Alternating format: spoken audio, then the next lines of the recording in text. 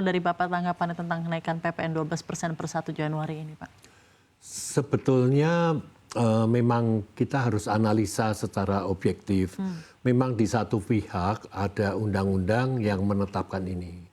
Tapi di lain pihak tentunya kita melihat perkembangan ekonomi dan juga tren bagaimana keadaan global dunia dan efeknya terhadap Indonesia juga. Jadi sebetulnya kalau PPN ini yang sudah cukup tinggi ya 11% di kawasan ASEAN, ini akan menyebabkan satu beban tambahan bagi masyarakat. Dan ujung-ujungnya tentu akan mengakibatkan adanya penurunan di dalam penjualan di retail ini tadi terutama.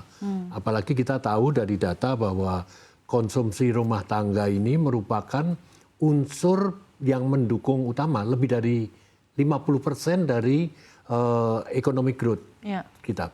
Jadi Anda merasa dengan kenaikan 1 Januari 2025 ini sepertinya pemerintah tidak melihat keadaan yang ada di ekonomi dan apa yang dirasakan masyarakat atau bagaimana, Pak? Ya itu yang kami sarankan, tapi kami kan bukan pembuat kebijaksanaan, apalagi pembuat keputusan. Tapi apa yang kita lihat di lapangan, kami ini kan kelompok pelaku usaha. Betul, Bapak. Yang mengamatin bagaimana hasil penjualan, yang mengamatin bagaimana kita bisa mencapai volume sales yang lebih tinggi.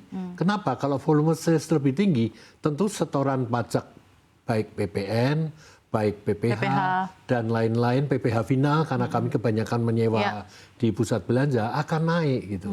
Jadi memang sih sebetulnya kami sarankan lebih baik ditinjau dan dipikirkan kembali. Kenapa? Karena sebetulnya memang kalau menaikkan tarif ini kan istilahnya untuk di retail hard selling ya, jualan keras. Tapi kan ada trik lain yang namanya soft selling.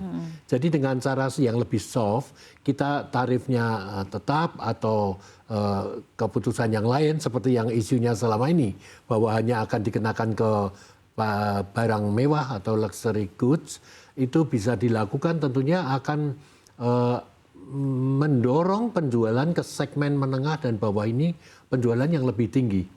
Kan ada kenaikan gaji di bulan Januari 2025, UMP-nya sudah ditetapkan naik. Nah, tentu di situ akan ada daya beli. Tetapi kalau dinaikin gaji kemudian PPN-nya juga naik, ya sama saja. Sama aja.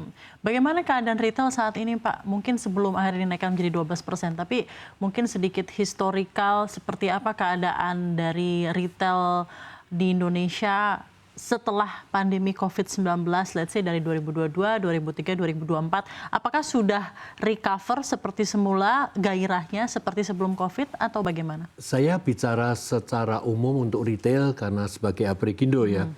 Tentunya kita tahu bahwa dari 2019 ke 2020 terjadi penurunan yang sangat tajam. Saya rasa kita bisa memaklumin karena ini adalah keadaan pandemi COVID-19. Namun kemudian mulai beranjak naik 2021 dan kemudian terus membaik di 2022 dan puncaknya di 2023. Namun banyak juga peritel yang di 2024 ini terkoreksi lagi, jadi ada sedikit koreksi sehingga tidak bisa mencapai yang seperti di tahun 2023. Kecuali mereka membuka toko-toko baru sehingga volume salesnya akan lebih naik. Dan kalau kita lihat tanpa menyebutkan merek ya, ada beberapa department store juga yang telah menutup usahanya walaupun dengan tujuan mengurangi kerugian dan membuka di lokasi lain yang diharapkan bisa menghasilkan keuntungan. Bukan hanya itu, termasuk minimarket juga ya. Jadi kita lihat memang tutupnya ini adalah dengan tujuan supaya mengurangi kerugian dan membuka untuk bisa mendapatkan positif dalam hal margin. Namun hari ini menunjukkan bahwa di tempat-tempat yang lalu performanya bagus pun ternyata terjadi penurunan. Kalau enggak, kenapa ditutup? Iya. Tapi jika nanti benar ditetapkan di 1 Januari ini, Pak, menjadi 12%, kira-kira seperti apa Pak animo masyarakat kepada retail, at least yang ada di Aprigindo saja? Bagaimana ekspektasi Anda? Jadi begini, kalau dilihat khusus untuk barang-barang merek global, di sini kan harganya tinggi ya dan bermerek. Kalau dilihat segmen menengah ini terjadi penurunan dan kalau kita review lagi tentang masyarakat dengan simpanan di atas 5 miliar, di situ terjadi kenaikan 7% lebih. Nah, dari kenaikan ini diharapkan mereka berbelanja di sini. Namun, apabila terjadi PPN-nya ini naik, 12%. tentu dana yang akan dibuat belanja lebih naik.